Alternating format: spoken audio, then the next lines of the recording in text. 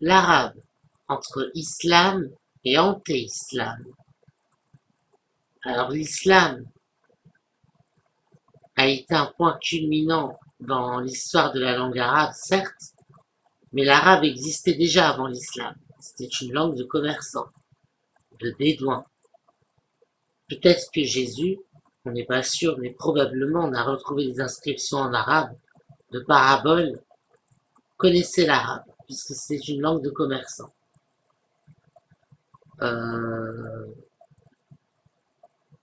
mais elle n'avait pas de code, si je peux ainsi dire.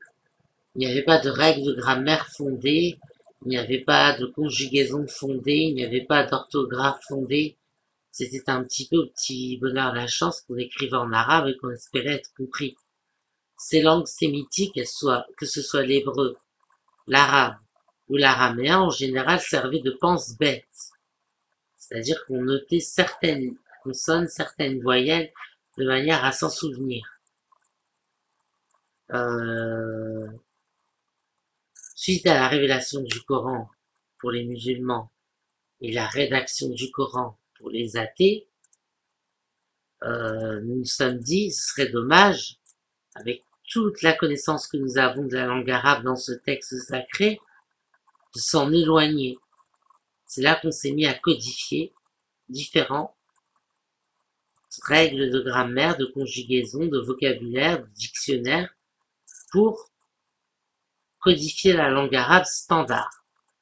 Mais c'est ce qu'on appelle encore l'arabe classique aujourd'hui. En arabe moderne, on s'est éloigné de ça. Le même phénomène s'est présenté qu'en hébreu.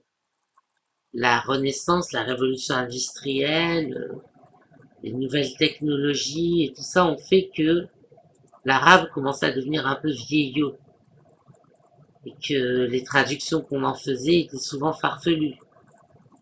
Donc on a voulu codifier tout ça. On a codifié la langue arabe. On l'a modifiée et enrichie pour qu'elle s'adapte au monde moderne. Et ce qui fait qu'aujourd'hui, l'arabe est toujours une langue vivante et nous pouvons l'étudier en lisant rien qu'un petit journal en arabe ou regarder une chaîne de télévision arabophone.